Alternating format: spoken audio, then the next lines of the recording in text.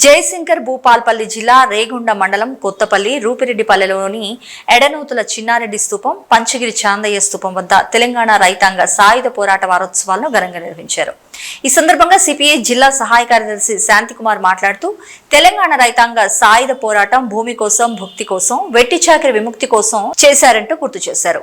హైదరాబాద్ సంస్థానాన్ని పరిపాలిస్తున్న నైజాం నవాబు అరాచక ఆగడాలకు వ్యతిరేకంగా భారత కమ్యూనిస్టు పార్టీ గెరిల్లా తరహా యుద్ధం చేసిందంటూ పేర్కొన్నారు.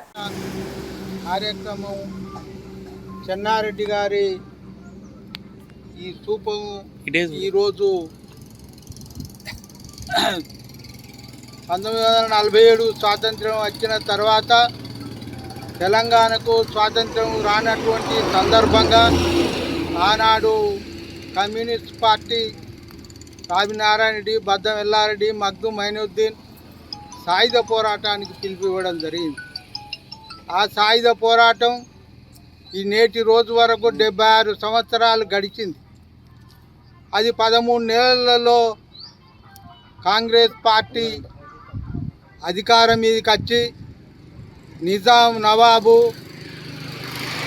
రక్తదారులందరికీ అవకాశం ఇచ్చినటువంటి కాంగ్రెస్ పార్టీ ఈనాడు తెలంగాణ స్వాతంత్రం ఇవ్వకపోతే మనం ఈడ బతికి బట్టగట్టలేవు అనే సందర్భంగా 13 నెలలలో 1948 సెప్టెంబర్ 11 నుంచి సెప్టెంబర్ 17 వరకు స్వాతంత్రం ప్రకటించారు. ఆనాడు యూనియన్ సైన్యాలు సర్దార్ వల్లభాయ్ పటేల్ కమ్యూనిస్టుల 4500 మంది వీర కిషోరులను హత్య చేసింది. ఇట్లా ఎంతో మంది ఆనాడు చనిపోయినటువంటి మహానుభావులు తీసుకొచ్చినటువంటి స్వాతంత్ర్యం ఈనాడు భారతీయ జనతా పార్టీ రకరకాల వేషాలతోని మేమే తీసుకొచ్చినామని, మేము తెలంగాణ వారసులమని వాళ్ళు ప్రకటిస్తారు. ఇది పచ్చి బూటకం. ఈ బీజేపీ ప్రభుత్వం ఆనాడు ఏ ఉద్యమాలలో లేదు. ఒక రకంగా చెప్పాలంటే ఈ ఉద్యమ వ్యతిరేకి దాంట్లో వాళ్ళు ఉన్నటువంటి వాళ్ళు ఈ రకంగా ఆనాడు సాయుధ పోరాటం కొనసాగించి 4500 మంది వీర కిషోర్లు చనిపోయినటువంటి కమ్యూనిస్టు యోధులు ఈనాడు ఎందరో ప్రాణత్యాగం చేసిండ్రు. 10 లక్షల ఎకరాలు తెలంగాణ ప్రాంతంలో భూములన్నీ పంచిండ్రు. కొసకు ఇస్నూర్ దేశ్ముఖ్ కొడుకు బాబుదొరను కూడా జనగామ పోలీస్ స్టేషన్లో కాల్చి చంపారు కమ్యూనిస్టులు. ఆ ఒక చరిత్రను, ఈ చరిత్రను వమ్ము చేయాలని భారతీయ జనతా పార్టీ వేరే మోసపు వేషాలతోని భారతదేశంలో అధికారం తప్పితే వాళ్లకు పోరాటం అనేది తెలియదు. కనుక ఈ యొక్క సాయుధ పోరాటంలో పనిచేసినటువంటి చెన్నారెడ్డి మైబాద్ నుంచి పెద్దపల్లి వరకు మైదాన కార్యదర్శి. ఆనాడు మన దత్తంపేట దగ్గర దేశ్ముఖ్ గడీని కూర్చింది, పెద్దపల్లి దొరను చంపాడు. అది సాయుధ పోరాటం లోపల భాగంగానే జరిగినటువంటి అంశం.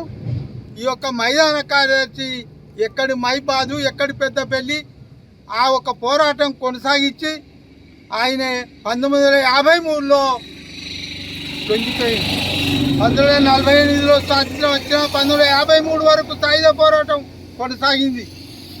ఈ చరిత్రనంతా మనం ఈనాడు ఉన్నటువంటి యువకులు, రైతులు ఎవరికి తెలియదు.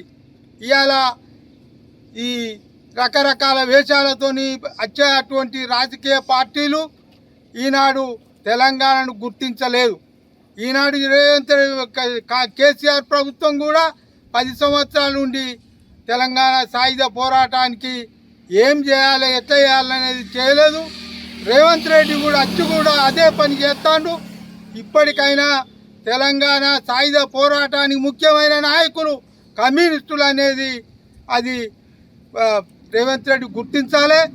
ఆ గుర్తించి తెలంగాణ పోరాటానికి ఒక ప్రకటన చేయాలని మనం చేస్తూ ఈ యొక్క చెన్నారెడ్డి ఆశయాలను కొనసాగిస్తామని, ఈ యొక్క ప్రాంతంలో కమ్యూనిస్టు ఉద్యమాన్ని బలోపేతం చేస్తామని కోరుకుంటూ ఈ అవకాశం ఇచ్చినటువంటి మీ అందరికీ విప్లవాభినందనలు ముగిస్తున్నాను.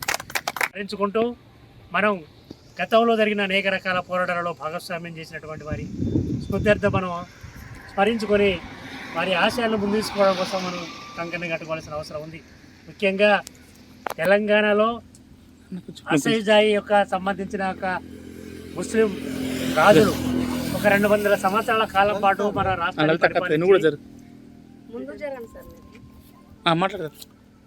200 సంవత్సరాల కాలం పాటు మన తెలంగాణ రాష్ట్రాన్ని రాజరిక పరిపాలన లోపల పరిపాలిస్తూ ప్రజానీకాన్ని, రైతాంగాన్ని, కూలీలను అనేక రకాల దోపిడీ చేసి వారి యొక్క రాజరిక పరిపాలన కొనసాగించిన సందర్భం లోపల మాట్లాడే స్వేచ్ఛ లేని, వాళ్ళ యొక్క హక్కుల కోసం పోరాడే పరిస్థితి లేని, వెట్టి చాకిరీ చేయించుకొని అనేక రకాల అఘాయిత్యాలు, అన్యాయాలు, అక్రమాలు చేస్తున్న సందర్భంలో కమ్యూనిస్ట్ పార్టీ నాయకత్వంలో కూడా అనేక గ్రామాల్లో కూడా గుతుప సంఘాలు కానీ కమ్యూనిస్ట్ పార్టీ ఆధ్వర్యంలో కూడా ఒక సంఘాన్ని ఏర్పరిచి నిజాం పరిపాలన వ్యతిరేకంగా ఉద్యమం చేపట్టడం జరిగింది.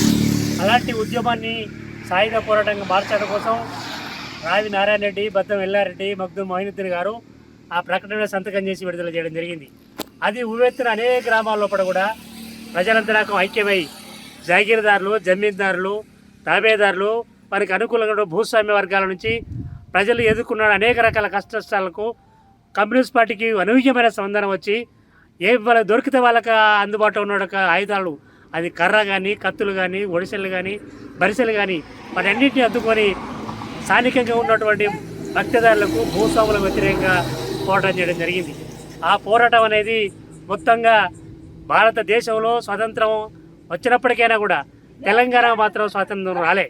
ఎందుకంటే అది నిజాం అసఫ్జాయి యొక్క ముస్లిం యొక్క వాళ్ళ యొక్క వంశం లోపల ఇది ఆధీనంలో ఉండడం ద్వారా మనం స్వాతంత్రం ప్రకటించబడలేదు. దీనికి కమ్యూనిస్టులు అనేక రకాల పోరాటాలు చేయడం ద్వారా ఈ పోరాట ఫలితాలన్నిటి తెలంగాణ విముక్తి అయ్యే అవకాశం ఉందని గమనించి వెంటనే యూనియన్ సైన్యాలు కేంద్ర ప్రభుత్వం ద్వారా నెహ్రూ గారి నాయకత్వంలో ఉన్న కేంద్ర ప్రభుత్వం, హోమ్ మినిస్టర్గా ఉన్నటువంటి సర్దార్ వల్లభాయ్ పటేల్ నాయకత్వం లోపల ఈ హైదరాబాద్కు వచ్చి సైన్యాలు, వేలాది మంది సైన్యాన్ని సమీకరించి అసఫ్జాయి యొక్క నిజాం సర్కారును వాళ్ళ యొక్క లోకి తీసుకోవడం జరిగింది. దీనిలో ముఖ్యంగా వారికి అనేక రకాల రాజభరణాలు, అనేక రకాల అప్పచెప్పి కమ్యూనిస్టుల యొక్క ప్రాబల్యం అనేది తెలంగాణ ప్రాంతంలో పెరుగుతున్నది. ఈ పెరుగుతున్న ప్రాబల్యాన్ని మనం తగ్గించాలంటే అటు యూనియన్ సైన్యాలు, రజాకార్ బృందాలు కలిసి గ్రామీణ ప్రాంతాల ప్రజానికి మీద పడి అనేక రకాల అఘాయిత్యాలు, అకృత్యాలు, అత్యాచారాలు, మహిళలను అనుభంగాలు చేయడం, దొరికిన వాళ్ళను చంపడం ఈ రకంగా జరుగుతూ ఉంటాయంటే తెలంగాణ రైతాంగ సాయుధ పోరాటం ద్వారా కమ్యూనిస్ట్ పార్టీ ఎదిరించి ఆ రకంగా కమ్యూనిస్ట్ పార్టీ ఉద్యమాన్ని ముందు తీసుకోవడం జరిగింది. ఇదంతా పోయిపోయి కమ్యూనిస్టులు తెలంగాణ వాళ్ళు వెంటనే దీన్ని స్వాధీన పరిస్థితిని ఉన్నదని గమనించి యూనియన్ సైన్యాలు వెంటనే దాన్ని ఈ యొక్క నిజాం లొంగ తీసుకొని స్వతంత్రం ప్రకటించడం జరిగింది. 75 సంవత్సరాలు పూర్తి అయిపోయి ఒక సంవత్సరం భారతదేశం అంతా స్వతంత్రం వచ్చినప్పటికైనా ఒక 13 నెలల తర్వాత మన తెలంగాణకి స్వతంత్రం రావడం జరిగింది. ఎందుకంటే నిజాంజాయి ఈ యొక్క నిజాం వాళ్ళు ఈ స్వతంత్ర రాజ్యంగా ప్రకటించుకోవడం కోసం అనేక కుట్రలు పడడం జరిగింది. ఈ తెలంగాణ రాష్ట్రాన్ని పాకిస్తాన్లో కలుపుకొని సొంత రాజ్యంగా ఉండడం వల్ల కూడా అనేక కుట్రలు చేయడం.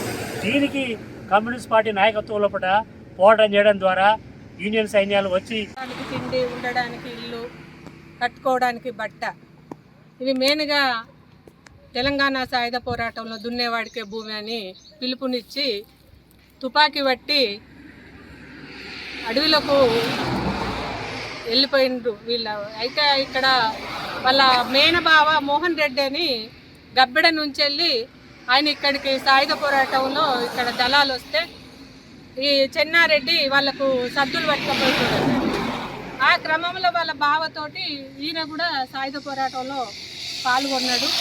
ఈయన మహిబాద్ నుంచి వెళ్ళి మంతిని వరకు మైదాన కమిటీగా పనిచేసిండు. ఈయనతో పాటు ధర్మయ్య, తర్వాత యాదగిరి, అబ్బయ్య, ఇక నాకు తెలిసేది నలుగురు చెన్నారెడ్డితోటి వీళ్ళు సాయుధ పోరాటంలో పాల్గొన్నారు. నైజాంకు వ్యతిరేకంగా, ఇప్పుడు జమీందారులకు వ్యతిరేకంగా, పటేళ్లు పటవార్లకు వ్యతిరేకంగా, మహిళలను కూడా చిత్రహింసలు చేస్తే ఇందులో మహిళలు కూడా ఎంతోమంది సాయుధ పోరాటంలో పాల్గొన్న వాళ్ళు ఉన్నారు.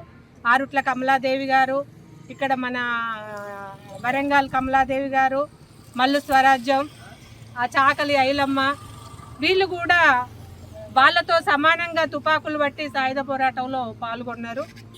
అట్లా మహిళలు కూడా ఎంతోమంది కారపొడితోటి ఒడిసెళ్ళతోటి వాళ్ళు ఫైట్ చేసిండ్రు. వాళ్ళకు నైజాంకు వ్యతిరేకంగా, పోలీసు దళాలు మిలిటరీకి వ్యతిరేకంగా ఇట్లా ఆడవాళ్ళని కూడా ఎంతోమంది చిత్రహింసలు చేస్తే వాళ్ళ కళ్ళల్లో కారపొడి చల్లి తప్పించుకున్నారు వీళ్ళంతా. అట్లా వాళ్ళు ఇప్పటికీ మహిళలు కూడా ముందుండి పాల్గొనాలి. ఎన్నో రకాల అత్యాచారాలు జరుగుతున్నాయి, ఎన్నో జరుగుతున్నాయి. వీటిని కూడా వ్యతిరేకిస్తూ మహిళలు ముందుండాలి, అన్ని రంగాలల్లో ముందుంటూ అన్ని ఇట్లా కొనసాగించాలని వీళ్ళు చూపిన బాటలో మనకు ఒక ధైర్యం, విప్లవం ఎట్లా అన్నదాన్ని పేదవాళ్ళకి ఎట్లా ధైర్యం పోషించాలని మనకు నేర్పిండ్రు. మనం ప్రజలలో తిరుగుతూ ముందుకు తీసుకుపోవాలి, వాళ్ళు నేర్పిన బాటలో నడవాలని మిమ్మల్ని అందరినీ ఆశిస్తూ. ఇంకొకటి నేను ముఖ్యంగా చెప్పేది ఏంటంటే, ఇప్పుడు ఇట్లా చెన్నారెడ్డి అల్లుడు బిడ్డ ఉన్నారు కాబట్టి చెన్నారెడ్డిని చేస్తాము. లేని వాళ్ళు ఎంతమంది ఉన్నారు, వాళ్ళని ఎందుకు గుర్తింపు తీసుకుంటలేరు? వాళ్ళ ఈ ఒక కమిటీ ఏర్పాటు చేసి ముఖ్యంగా నేనైతే చెప్పదలుచుకున్నా, ముఖ్యంగా వాళ్ళు ఎవరెవరైతే సాయుధ పోరాటంలో పాల్గొన్నారో వాళ్ళందరూ ఎక్కడెక్కడ వాళ్ళ కొడుకులే ఉన్నారో, మనవలు ఉన్నారో, మనవరాళ్ళు ఉన్నారో, వాళ్ళు